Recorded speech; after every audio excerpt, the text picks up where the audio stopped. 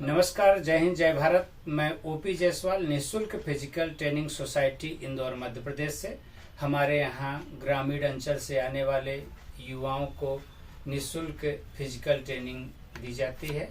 जो पुलिस और सेना में जाने के इच्छुक होते हैं, जिनके अंदर जुनून होता है, एक उत्कृष्ट राष्ट्र के निर्माण करने का एक सुनहरा मौका हमारे यहाँ से प्राप्त होता है, और जिनके अंदर एक जज्बा होना चाहिए कि मुझे देशभक्ति जनसेवा करना है, ऐसे गरीब युवा हमारे पास आके ट्रेनिंग लेते हैं। और हमारे यहाँ से कई ऐसे बच्चे पुलिस और सेना में तैयारी करने के बाद अपने उत्कृष्ट राष्ट्र के निर्माण में सहयोगी बन रहे हैं। इसी कड़ी में हमारे बीच में आज सुरेंद्र पाल जी का चयन हुआ है। आपको ढेर सारी बधाई हो। रेलवे ग्रुप डी के लिए फिजिकल इनका क्वालिफाई हो चुका है। इनके बारे में जानना चाहेंगे कि सुरेंद्र जी बताइए अपने बारे में, आप का क्या नाम है, आप कहाँ के रहने वाले हैं, कौन सा एग्जाम आपने क्वालिफाई किया है? सर, मेरा नाम सुरेंद्र पाल है। मैं मध्य प्रदेश के दतिया जिले के एक छोटे से गांव का रहने वाला हूं।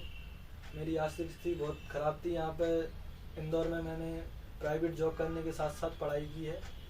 उसके बाद मेरा अभी रेलवे ग्रुप डी का फिजिकल भी क्लियर हो गया। पहले पेपर क्लियर हुआ, उस दिन मैंने इंदौर में फिजिकल के लिए एक दो जगह पूछा, तो मेरे बड़े भाई ने बताया कि ओपी जायसवाल सर जी माननीय एथलीट भी हैं सर, यहाँ के बहुत अच्छे, मतलब इंदौर के नंबर 1 कोच हैं, उनके पास जाइए, और जो मेहनत बहुत कराते हैं, मतलब ऐसा सुना था।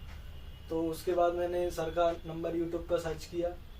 उसके बाद सर से बात हुई, तो सर के पास 15 दिन की ट्रेनिंग ली। सर ने बहुत मेहनत कराई है। अगर और सारे दिन मिलते तो मैं बहुत अच्छा और भी परफॉर्मेंस दे सकता था। मेरा टाइमिंग 4 मिनट से कम ही आया है। अच्छा, चाहिए था 4 मिनट 15। हाँ, 4 मिनट 15 सेकंड, मगर आपका 4 मिनट के अंदर आ गया। हाँ, कोई बात नहीं, क्वालिफाई तो था। कोई अंक तो थे नहीं उसमें कि कुछ अंक मिलते ज्यादा और कम में आते। तो आपकी परिस्थिति के बारे में आप जैसा कि अभी बताए कि मैं 24 घंटे एक मेडिकल शॉप पे काम करता था, और 5-6 हजार रुपए हमें मिलते थे वहाँ से, और एक बेंच पड़ी रहती थी, उसी बेंच पे मैं सो जाता था, और कहीं एक छोटे मोटे होटल में, कोई ढाबे में खाना खा के अपना जीविकोपार्जन करते थे। ये कितने दिनों से आप इंदौर में इस तरह के अपनी एक दैनिक मजदूरी के साथ में एक ये काम कर रहे हैं, और अपनी साथ ही साथ अपने पढ़ाई पर भी? सर, मुझे 2 साल हो गए हैं। इससे 2 साल हो गए हैं जॉब करते हुए मेडिकल फील्ड में। अच्छा। हाँ, क्लिनिक पर। उसी से मतलब मैं घर से थोड़ी बहुत आर्थिक स्थिति खराब है, जमीन भी कम है, और पिताजी पे भी बहुत सारा लोड रहता है। माने 2 साल से आप एक क्लिनिक में 5-6 हजार रुपए महीने के हिसाब से नौकरी कर रहे हैं, 24 घंटे की। जी सर। और एक बेंच पर अपना रात्रि विश्राम करके अपना दिन गुजारा कर रहे हैं, और वहीं पर रह के पढ़ाई किए, और वहीं से रह के फिजिकल किए, और आज आपका सपना साकार हुआ। जी सर। चलिए, आपको यहाँ आने के बाद क्या पे करनी पड़ी ऑफिसर के यहाँ? यहाँ पे कोई भी व्यक्ति आए, उसे कोई पैसा नहीं ले जाता है। सही गाइडेंस दी जाती है उसे। लगभग सोमवार से शनिवार तक तैयारी कराने के बाद, मंगलवार से शनिवार तक तैयारी कराने के बाद सोमवार के दिन ट्रायल रखा जाता है। मेरा फर्स्ट टाइम जब ट्रायल हुआ था तो मैं 600 मीटर ही दौड़ पाया था। अगले ट्रायल में मैंने कंटिन्यू 7-8 दिन मेहनत की, तो उसके बाद मेरा टाइमिंग 4:15 आया था।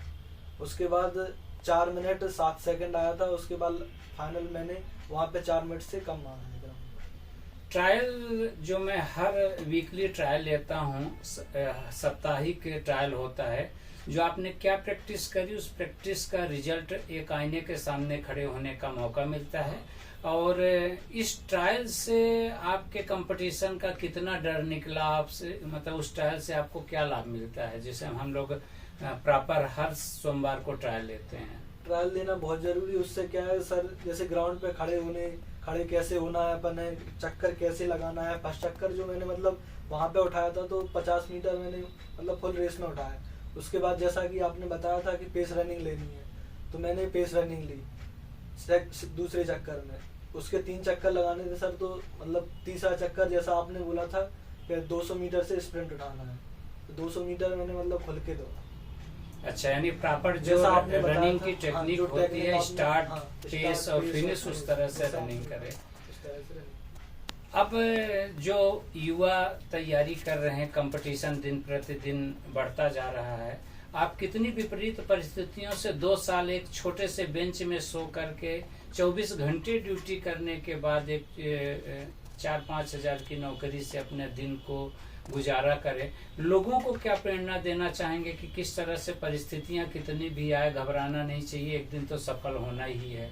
तो लोगों के लिए, इन युवा जो तैयारी करें, उनके लिए क्या मैसेज देना चाहेंगे आप? सर, किसी को हार नहीं माननी चाहिए। मैं अब से पहले मतलब मैंने लगभग 4 से 5 एग्जाम क्वालिफाई किए हैं। सबसे पहले एसएससी जीडी का किया था, उसमें मैं हाइट में बाहर हो गया था। और उसके बाद एनटीपीसी का भी किया मैंने, लोको पायलट का भी दिया था पिछली बार।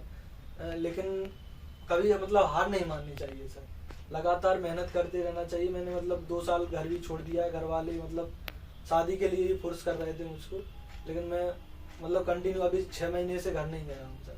6 महीने से मतलब घर नहीं गया हूँ। 6 महीने, उससे पहले 2 दिन के लिए गया था। मतलब यही कहना चाहूँ कि कभी किसी को हार नहीं माननी चाहिए। अगर सही आपको प्रॉपर गाइडेंस मिलती है, अगर सर जैसे गुरु भगवान जी मिलते हैं, तो मतलब कैसा भी फिजिकल हो, आप कोई सी एसएससी जीडी से, पुलिस से, एसआई कुछ भी करना हो, सर के पास जरूर आइएगा एक बार।